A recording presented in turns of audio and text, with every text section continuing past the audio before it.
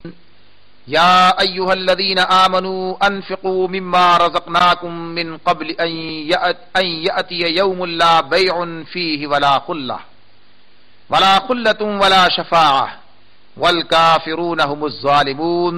صدق اللہ العظیم۔ سورہ بقرہ کی ایک آیت نمبر 254۔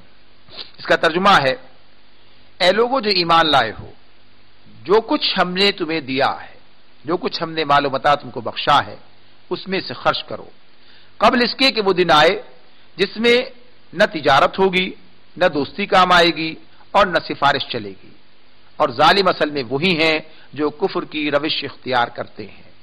یہ ترجمہ ہے اس آیت کا جو اس وقت آپ کے سامنے تلاوت کی گئی ہے۔ اللہ رب العالمین نے اس آیت میں اہل ایمان کو مخاطب کیا ہے، یعنی مجھے اور آپ کو مخاطب کیا ہے۔ قرآن مجید میں اللہ تعالیٰ اس طرح بار بار اہل ایمان کا نام لے کر انہیں ہدایات دیتے ہیں۔ یقینی طور پر یہ ہدایات جو اللہ تعالیٰ ہمیں عطا فرماتے ہیں، یہ اسی لیے کہ ہم ان پر عمل کریں، اور ہمیں عمل کرنا چاہیے۔ تو اللہ تعالیٰ مجھ سے کہہ رہے ہیں، آپ سے کہہ رہے ہیں کہ اے لوگوں جو ایمان لائے ہو، انفقوا، خرچ کرو۔ انفقوا، انفاق نفق سے ہے۔ نفق کہتے ہیں سرنگ کو عربی میں، نون فا قاف، نفق۔ سرنگ کے دو منہ ہوتے ہیں، ایک طرف سے آتے ہیں دوسری طرف سے نکل جاتے ہیں، سرنگ اسی کو کہتے ہیں۔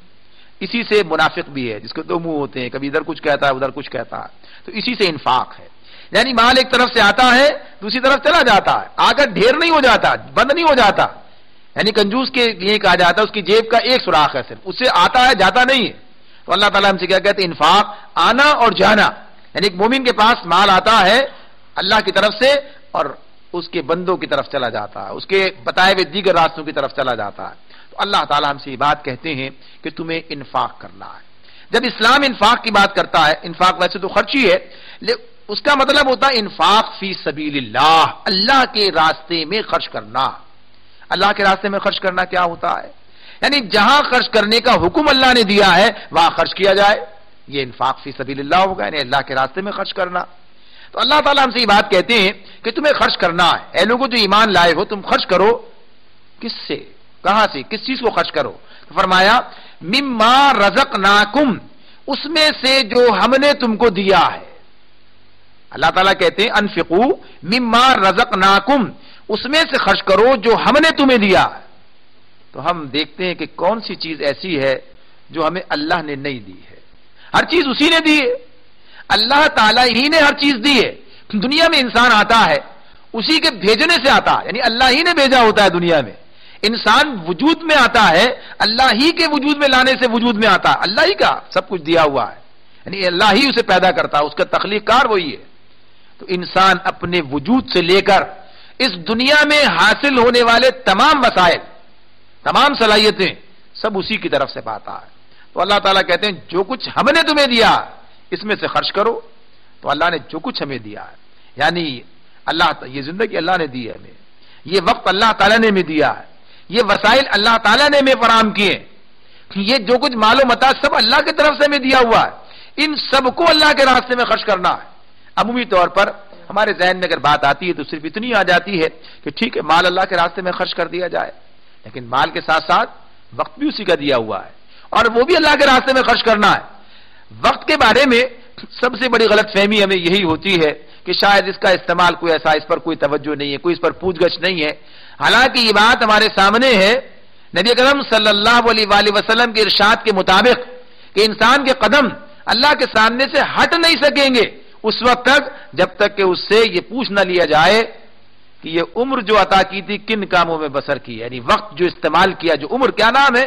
عمر نام ہی وقت کا ہے، یہ ماہ و سال کے پیمانے کیا ہے، اسی کا نام عمر ہے۔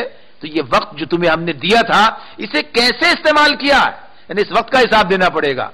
آدمی مال کے بارے میں تو کچھ فکر مند ہوتا ہے، وقت کے بارے میں عمومی طور پر بے فکر ہوتا ہے، حالانکہ وقت کا کوئی نعم البدل نہیں ہے، اس کو کوئی کسی کو دے سکتا ہے نہ لے سکتا۔ آپ کسی کو پیسے دے سکتے ہیں، وقت کیسے دے سکتے ہیں؟ یعنی زندگی کے لمحات اگر ختم ہو جائیں اور کوئی چاہے کہ میری زندگی اس کو لگ جائے، میں کچھ مستعار دے دوں، ممکن نہیں ہے، انسان نہیں دے سکتا۔ اپنی عزیز ہستیوں کو اپنے سامنے جاتا ہوا دیکھتا ہے، ان کے وقت میں کوئی اضافہ نہیں کر سکتا۔ مال دے سکتا ہے، اپنا مال متاع دے سکتا ہے، سب کچھ دے سکتا ہے، وقت نہیں دے سکتا۔ تو اس وقت کے استعمال میں ہم انتہائی بے پرواہ ہوتے ہیں، ضائع کرتے ہیں، حالانکہ اس کے بارے میں بھی اللہ کے حضور جواب دہی کرنی ہے۔ تو یہ بھی اللہ کے راستے میں خرچ کرنا ہے، ہمیں دیکھنا ہے کتنا وقت ہم اللہ کے راستے میں صرف کرتے ہیں۔ انفاق میں یہ بھی شامل ہے۔ ہماری صلاحیتیں جو اللہ نے ہمیں عطا کی ہیں، یہ تمام صلاحیتیں، ان تمام صلاحیتوں کو بھی ہمیں دیکھنا یہ چاہیے کہ اللہ کے راستے میں ہم کتنا خرچ کر پاتے ہیں۔ اللہ نے ہمیں سننے کی، سوچنے کی، سمجھنے کی، بولنے کی، سننے کی، دیکھنے کی، ہر طرح کی صلاحیتیں دی ہیں، اور مختلف صلاحیتیں اللہ تعالیٰ نے ہمیں مختلف کاموں کی استعداد دے رکھی ہے۔ کیا ان کو اللہ کے راستے میں بھی استعمال کرتے ہیں؟ کبھی سوچتے ہیں اپنے ذہن سے کام لے کر اللہ کا دین آج اس دنیا کے اندر مغلوب ہے اور میں مسلمان ہوں، اس دین کا ماننے والا ہوں، مجھے اس کے بارے میں کچھ سوچ و فکر کرنی چاہیے، سوچنا چاہیے کیسے اس مغلوبیت کو غلبے میں تبدیل کیا جائے۔ یہ اللہ کے راستے میں سوچنا ہوگا، یہ اللہ کے راستے میں استعمال کرنا ہوگا اپنے دماغ کو، یہ انفاق فی سبیل اللہ ہوگا کہ آدمی راستے تلاش کرے، سوچے، غور و فکر کرے، اللہ کے دین کو سیکھنے کے لیے، اس کو سمجھنے کے لیے اپنا وقت لگائے، اس کو پھیلانے کے لیے، پہنچانے کے لیے، اس کو غالب کرنے کے وقت کی ضرورت بھی پڑتی ہے، صلاحیتوں کی ضرورت بھی پڑتی ہے، مال کی ضرورت بھی پڑتی ہے۔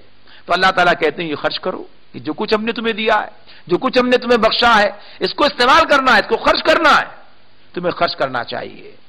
تو اللہ تعالیٰ نے ہم سے یہ بات کہی، خرچ کرو قبل اس کے، من قبل ان یاتی یوم لا بیع، قبل اس کے کہ وہ دن آ جائے۔ کون سا دن؟ لا بیع فیہ ولا خلۃ ولا شفاعہ، اس دن نہ تو تجارت ہوگی، نہ دوستی کام آئے گی، نہ شفاعت چلے گی، ولا شفاعہ والکافرون هم الظالمون۔ تو اللہ تعالیٰ سے یہ بات کہتے ہیں، بیع کی بات، تجارت کی بات ہو رہی ہے، خرید و فروخت کی بات ہو رہی ہے، اس سے کیا مراد ہے؟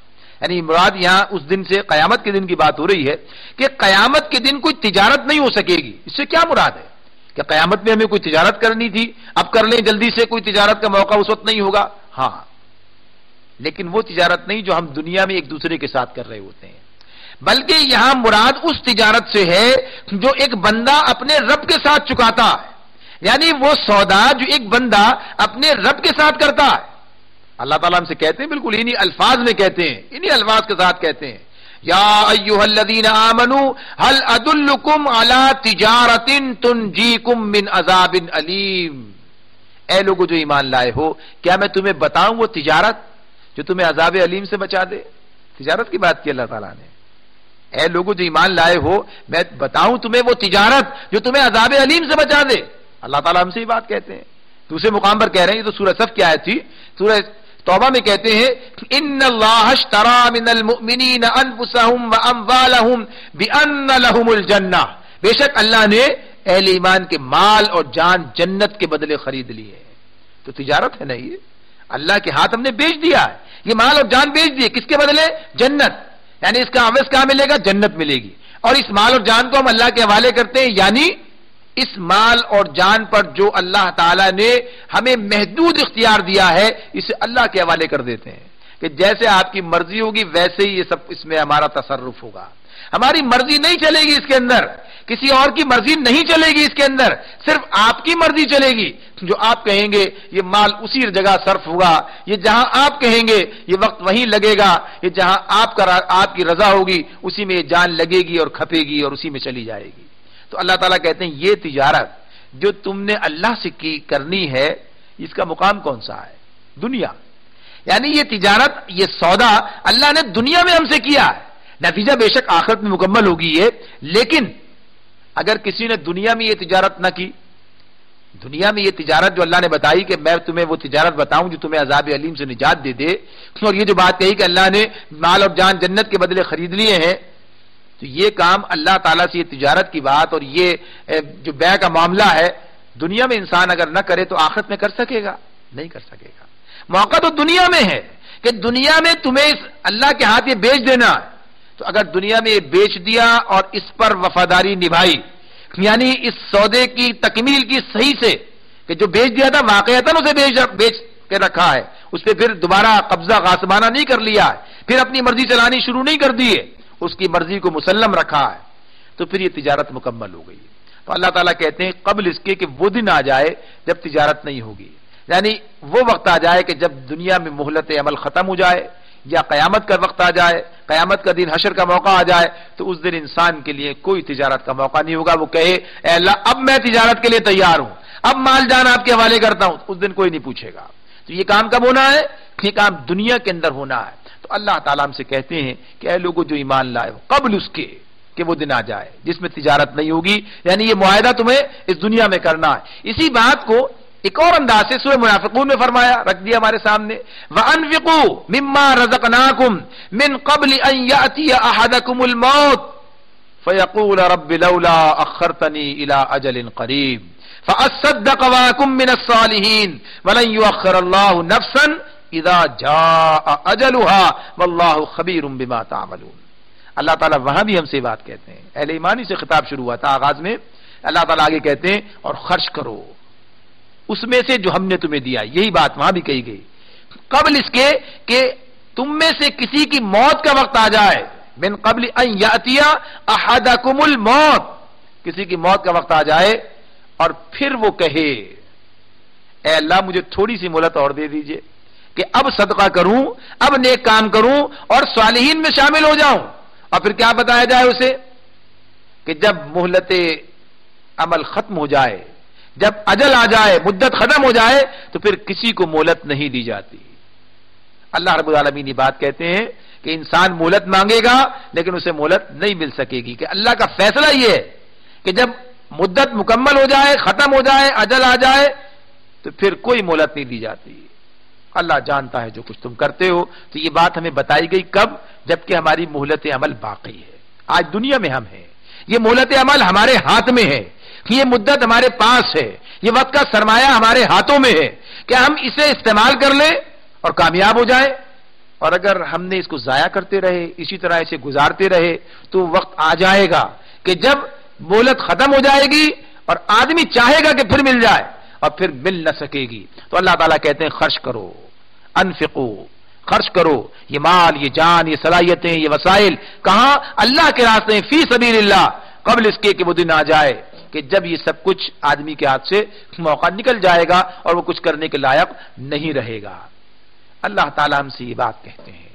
آگے مزید 2-3 رکوع پورے کے پورے انفاق کے اوپر ہیں. اس کے بعد آنے والی آیات میں تو ایک بات اللہ تعالیٰ وہاں میں کہتے ہیں اور اسی کو اپنے سامنے رکھتے ہیں. فرمایا یا ایھا الذین آمنوا انفقوا من طیبات ما کسبتم ومما اخرجنا لکم من الارض ولا تیمموا الخبیث منه تنفقون ولستم بآخذیہ الا ان تغمضوا فیہ واعلموا ان اللہ غنی حمید.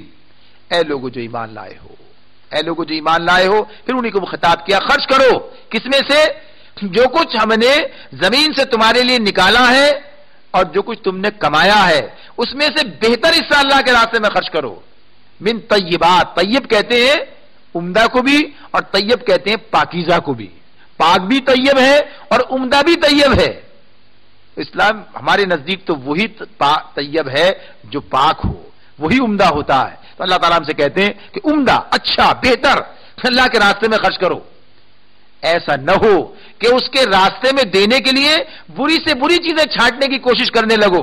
حالانکہ وہی چیز اگر کوئی تمہیں دے تو تم ہرگز اسے لینا گوارا نہ کرو، الا یہ کہ صرف نظر کر جاؤ، اس کے قبول کرنے میں تم اغماض برت جاؤ. تمہیں جان لینا چاہیے کہ اللہ بے نیاز ہے اور اپنی ذات میں خود ہی ستودہ صفات، بہترین صفات سے متصف ہے. اللہ تعالیٰ غنی اور حمید ہے، بے نیاز ہے، آپ سے آپ محمود ہے، وہ اسے پرواہ نہیں ہے کسی کی. تو اللہ کے راستے میں خرچ کرنے کے لیے بہتر سے بہتر چیز ہمیں پیش کرنی چاہیے.